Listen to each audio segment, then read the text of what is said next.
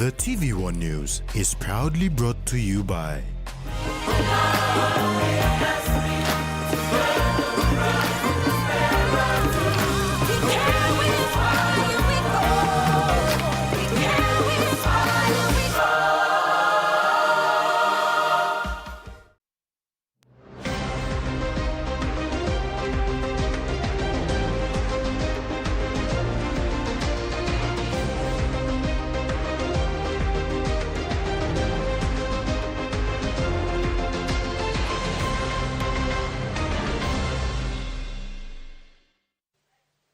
Hello, thanks for joining us. I'm Rex Litter with Sunday's News.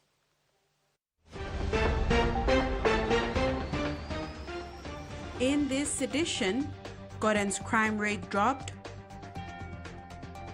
First time ever gospel music festival to be hosted, and Eagles skipper retires.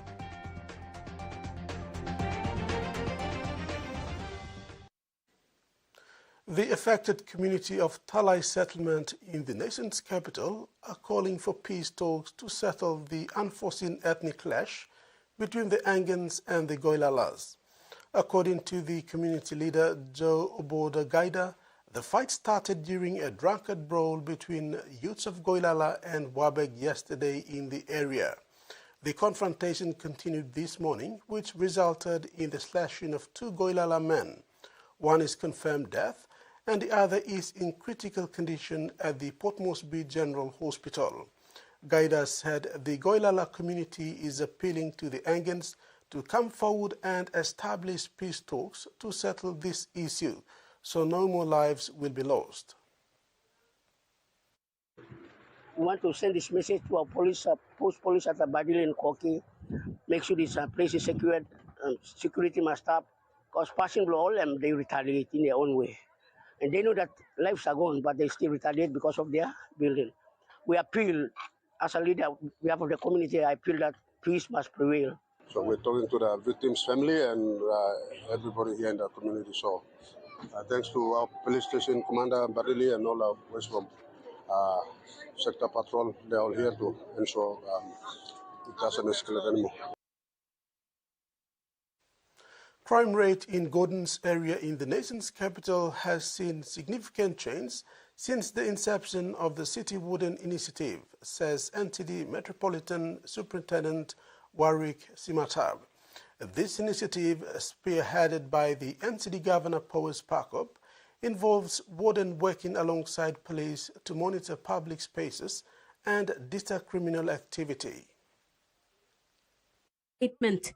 NCD Metropolitan Superintendent Warwick Simatab says that in the past, Gordon's was known as one of the notorious areas in the city. Crimes ranging from minor to serious were reported there. However, recently, there have been significant changes through the support of the City Warden Initiative.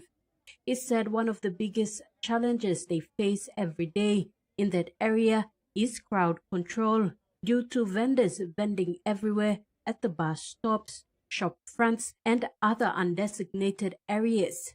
However, the wardens, with the support of the police, have controlled the vendors, ensuring that they vend at the right place. Simatab said controlling bus operators to park at the right bus stops was also a challenge the police and the wardens are now managing. Metropolitan Superintendent Simatab said with days remaining before the country celebrates 50 years of independence, people's way of doing things must also change. He said the police are trying their best to help ensure city residents receive policing services with whatever resources they have compared to the increasing population in the city. Therefore, the public must report crimes to the police so they have good statistics to work with to improve their policing services. Recipa, TVWAN News. A recent electoral visit by Medan Governor Ramsey Pariwa to the border regions between the Ramu and Sepik River Delta areas has discovered that the national education policy of Leave No Child Behind is not a reality in these isolated regions. Governor Pariwa flew into Managorong Primary School situated along Ramu and Sepik River, where he attended church devotion with the isolated community, then later addressed the people. Pariwa's visit, according to this remote border region people, is the first ever by any governor in almost 50 years after the PNG's political independence.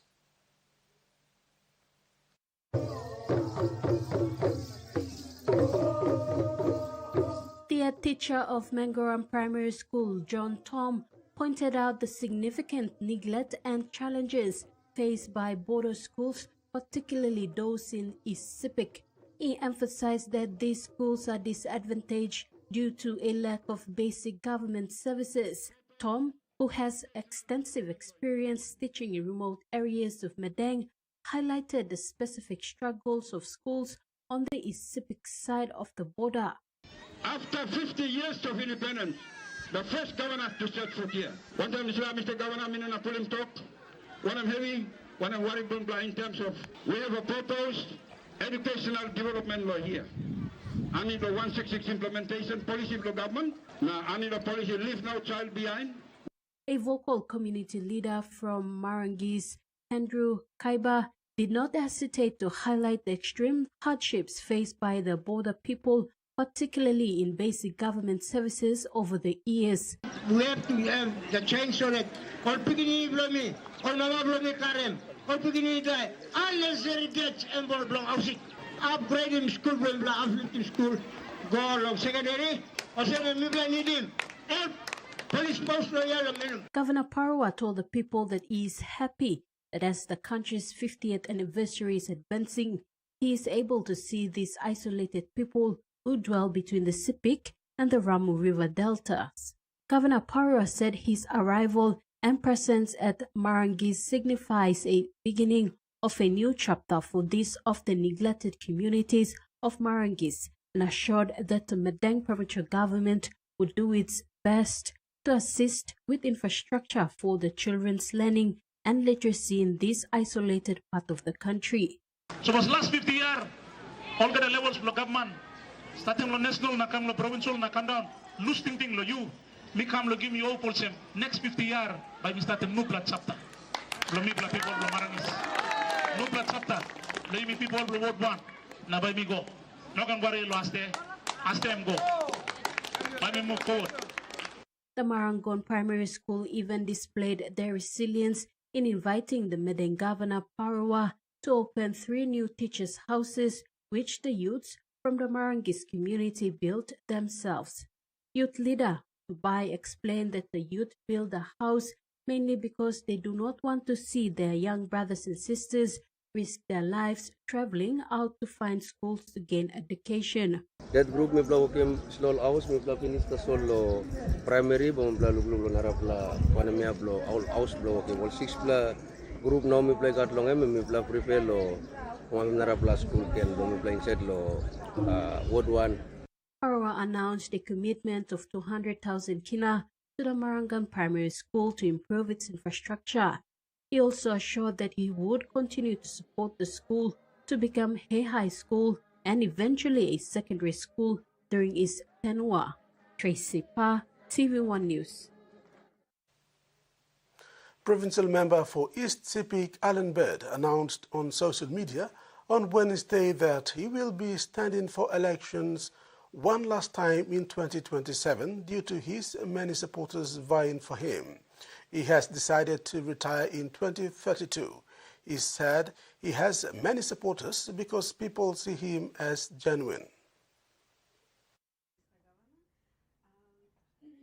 East Sepik Provincial Member Alan Bird has been in Parliament for over 8 years now and has made up his mind that he will see 2027 elections as the last time in Parliament.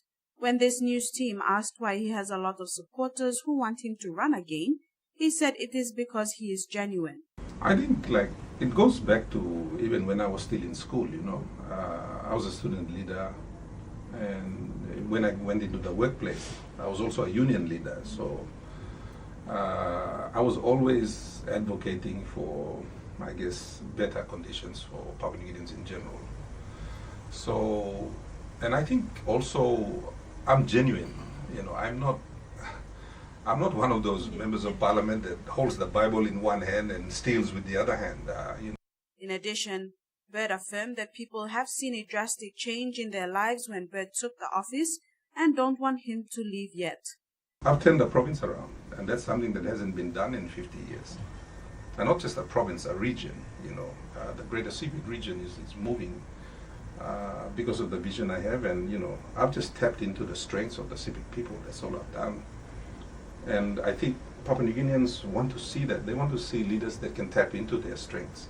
He confirmed that he will resign from politics in 2032, as he has plans after politics and wants to fulfill them as well.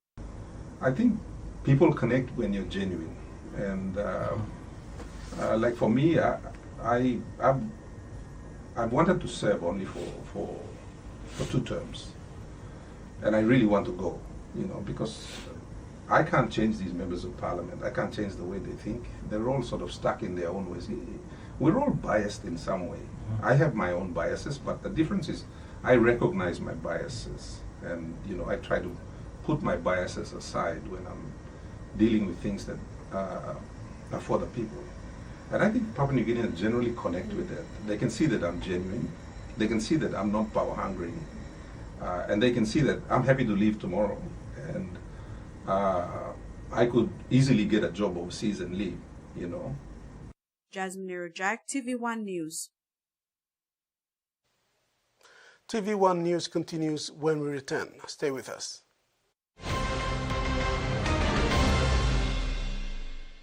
Banking doesn't have to be complicated. With PSP's OneTalk Wallet, control your money wherever, whenever. Dial *131#, enter your PIN, select cash in or out, and generate a secure code to withdraw cash. It's the only wallet for cardless ATM withdrawals. Send and receive funds, pay for goods and bills, or withdraw cash with ease. All with PSP's OneTalk Wallet. PSP's OneTalk Wallet. Money made easy. Dial *131# today.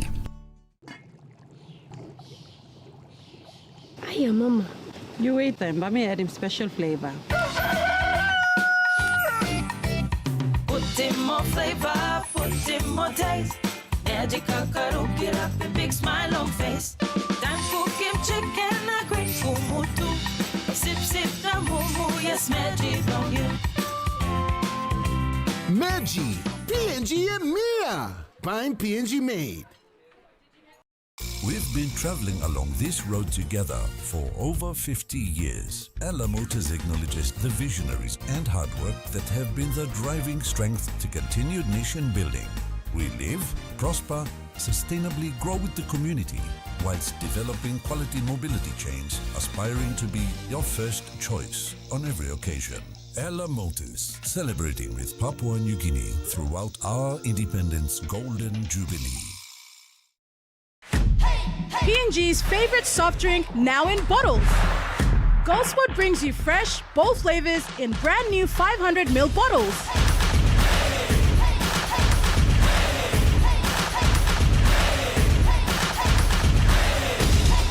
Taste the rainbow. More freshness, more flavor, more fun. Lime, orange, raspberry, and pineapple. Proudly made in P&G. Proudly GoSport.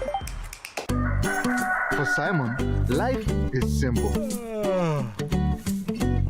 Dreams seem distant, yet hope remains.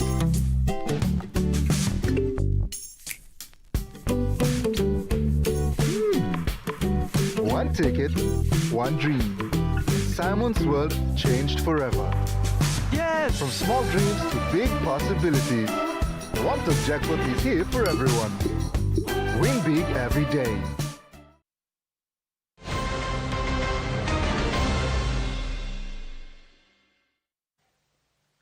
Thanks for staying with us.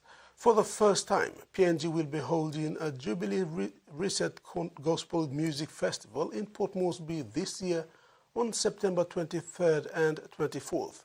The organizing committee held a press conference today to clarify the purpose and vision of the festival as the country drives into the country's 50th independence celebration.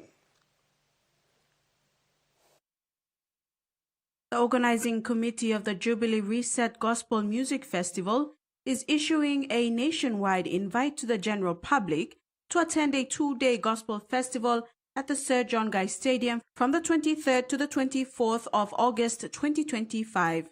Chairman of the Jubilee Reset Gospel Music Festival, Pastor Peter Bogembo, shared that the purpose of the music festival is in line with the PNG's 50th independence celebrations. I think basically when we are going through hard times and struggles, I want to encourage you, Papua don't lose your song. Keep singing. Songs gives us hope. Songs gives us resilience, energy. Regardless of where we come from, blessing, in death, there's always a song. And this event is a song that will rise up from here, songs of worship, songs of praise, songs of adoration to our God.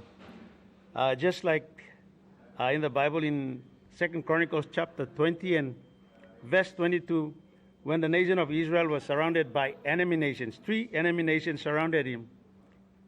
All they did was they could not send their best fighting men. They sent their singers and worshipers in front. Over 50+ bands will be performing during the festival, including a gospel band from the Solomon Islands as well as well-known gospel singer Sinach.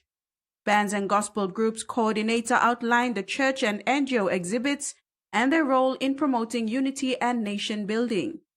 At the request of the special guest, well-known gospel singer Sinach, PNG formed their very own Jubilee Reset concert choir, is bringing the powerhouse harmonies to back her live on the 23rd and the 24th of September. The team is fired up, rehearsing every note of Sinach's iconic songs to give PNG a worship experience like no other. Jasmine Irajak, TVWAN News.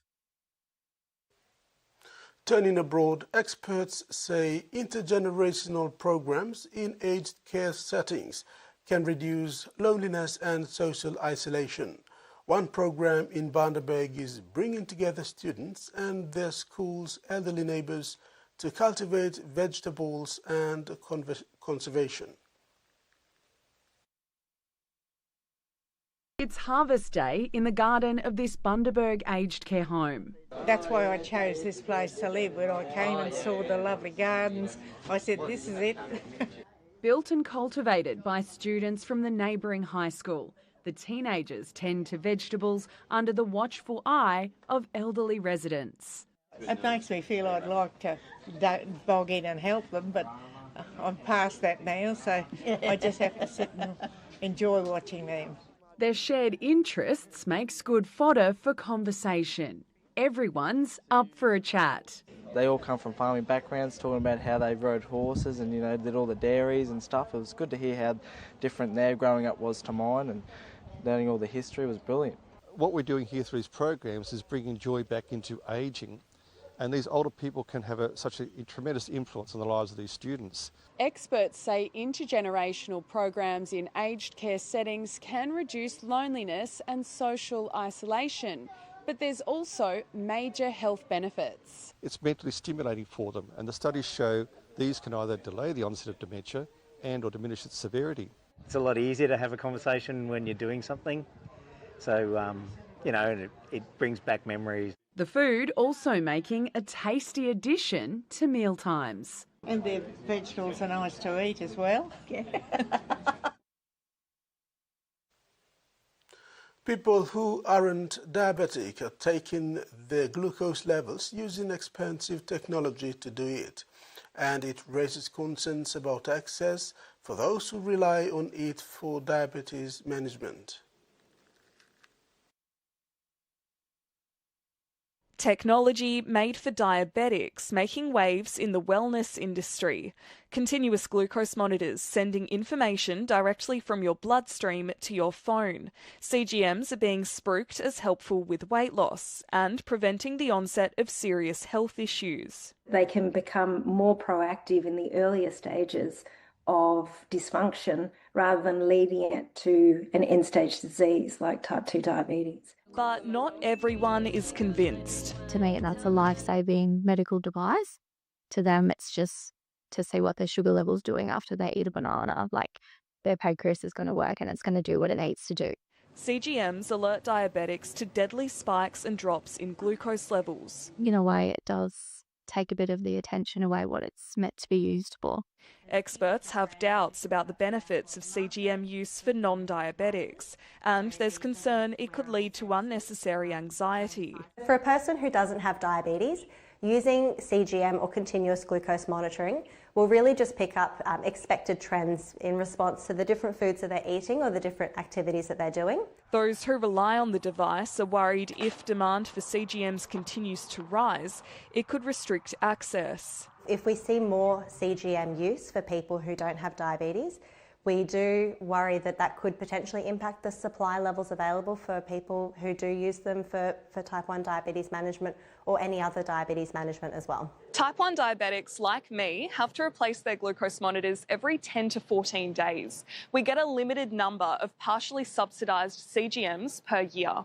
There's no shortage of these at the moment, but content creators promoting the use to non-diabetics told the ABC if there was a shortage, they'd support diabetics maintaining priority access. Brianna Melville, ABC News. You're watching TVWAN News. Sports is next. Stay tuned.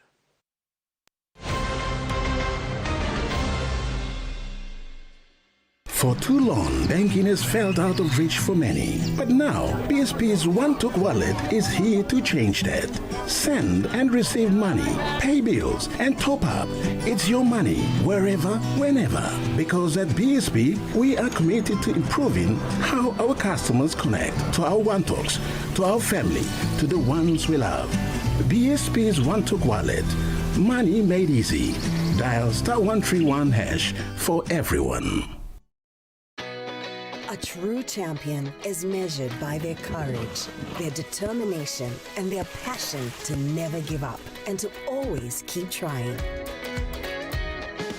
With a delicious Milo in Milk taste and added nutrients, Milo in Milk is a great way to fuel our little champions with nourishing energy every day. Because true champions give it their all. Milo, P&G and Mia. Buying P&G made.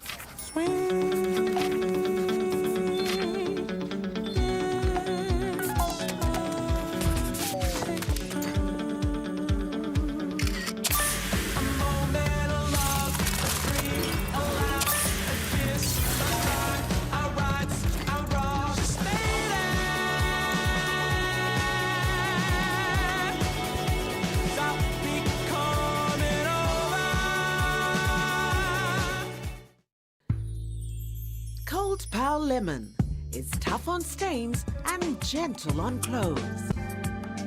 Cold Pal Lemon has a great lemon fragrance which brightens your clothes and gives that extra freshness that lasts all day long. Cold Pal Lemon, tough on stains, gentle on clothes with extra freshness. Start your day by doing the 1, 2, 3 with Colgate. Wake up. Brush your teeth. And smile.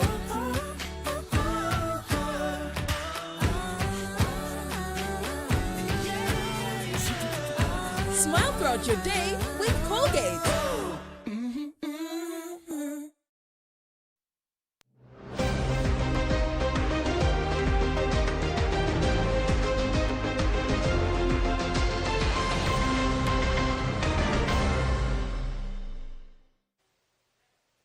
Welcome back. In sports, P&G Hunters escaped a late scare from the visiting South Logan Magpies to win 52 points to 32 at the Santos National Football Stadium today.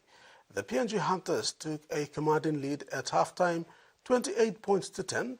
They picked up from where they left in the second half to finish the game with a strong win. Winger Solo Wane had a blinder of match, scoring 4 tries. Mani Sakai scored a double, and skipper Ila Alu, Alex Mex, and Joshua Lau scored a try each. This is the final home game for the P&G Hunters this season. They take on the winner Manly Seagulls in BMD Calgary Oval in Brisbane for round 22 next weekend. Here are the match highlights. Now 5 away from the line. Here they come, the PNG Hunters. Big run. Strike back, big run there from the captain. Is he over? He's over. And the referee obliges. Here's Joshua Lau. Alex Max angles back in field. He's gonna go all the way. Alex Max. And makes it 12 points to 6. 10 inside the Magpies half. Now again, Joshua. That looks forward, but referee says all clear. Just look at the celebration here. He's definitely done his homework. Judah Rimbu, Joshua Lau. Sonny Wabo, he finds that man, Alex Max. And he's smart play from Solo. South power for the Magpies. They're deep inside the Hunters' red zone. Little grubber through from Milford. Yeah. This could be a possible try here. No, yeah. Good hands. The Right, Aubrey. Off tackles, reaches out and cleans the ball down. You beauty, what a try. Abraham. It's a better kick than the last one. Good chase there. Oh, shot. Oh, the ball's coming. There we go. Play on. There we go. What a shot. And he knocks it over to hold on. Oh, here's an intercept. Shut the gate. This should be the final nail in the coffin as Joshua Lau races away. And that's all she wrote. The PNG Hunters move on to the next match. But they'll take this win with both hands. 50 points to... Birmingham Mount Hagen Eagles captain, coach and veteran of PNG Rugby League competition, Henry Wanoki, has retired from Rugby League after spending well over 15 years playing the game. The Mount Hagen Eagles captain, coach Henry Wanoki has officially announced yesterday an end to an illustrious 16-year career in the PNG National Rugby League competition. The Premiership winning prop forward debuted with the Western Highlands franchise Eagles in 2011 before joining Ley Tigers and Waggi Tumbe for a season each, and then returned to the Eagles where he finished his career. Noki won his first and only National Rugby League competition cup title with Eagles as captain last year, one of the top accolades of his decorated rugby league career, besides playing in the Hunters and PNG Kumuls. In addition, Noki was a member of the PNG Hunters team that won the famous 2017 Queensland Cup competition, coming off the bench in the number 16 jumper. This was also a memorable achievement for the veteran prop forward. When announcing his retirement, Noki expressed gratitude to his family and friends, supporters, clubs and fans for their unwavering support throughout his career. I just want to say thank you to all the fans, supporters throughout the country. Maybe start playing in 2011. You know, some diehard fans, some little criticisms come, but some little diehard fans will just have white comment text about them. I know this journey has to come to an end now, so wherever you're watching or online turn up today, you know, it's been one hell of a career for me. You know, every good thing has to come to an end, so I'm finishing off here with, you know, I'm a happy man now, so I'll thank you for all the support that you have given me and being at the back of me, and support throughout my career. The retiring prop indicated his intentions of going back home to Western Highlands Province and mentor young rugby league talents so that they too can progress further in their rugby league careers. I've got so much experience playing this game that we love, so most likely I'll go back and give back to what I've learned over the years. You know, I've been in the rugby career for almost 16 years, and what I've got, when I'm maybe Sim Outlaw Islam, hopefully we can go back and give my young ones coming up so that, you know, the rugby has changed and all this. My experience, I can give it back to the young ones coming up so that they can be better. Noki leaves the football field a satisfied man, having achieved Prop of the Year in the Digital ExxonMobil Cup competition and winning the national competition in 2025, putting on Kumul's colours 2016 to 2017 and Hunters 2015 to 2017 again and again in 2023. Papua New Guinea and the Cook Islands have set the stage at the OFC Under-16 Men's Championship 2025 with a 1-1 draw in the opening match of Group A today. Papua New Guinea spurned numerous chances and were forced to come from behind to secure a share of the points at Lawson Tama Stadium in Honiara. Appearing at the OFC Under-16 Men's Championship for the first time since 2018 after progressing through the qualifying tournament earlier in the year. Papua New Guinea made a bright start and should have scored inside the first 12 minutes. First, Boas Tommy placed a close-range shot at Teari Skeel following a cross off the right flank, before John Millis forced a save from the goalkeeper and spurned the rebound inches over the bar, all in the space of 90 seconds. He lifted a first-time effort over the crossbar and then had another shot blocked off the goal line as Papua New Guinea desperately went in search of an equalizer. The goal finally came in the 76th minute. Both sides are back in Group A action on Wednesday when Papua New Guinea face Tahiti and the Cook Islands tackle Fiji. Jasmine Irujak, TVWAN Sports. That wraps up our sports segment. Now the weather forecast.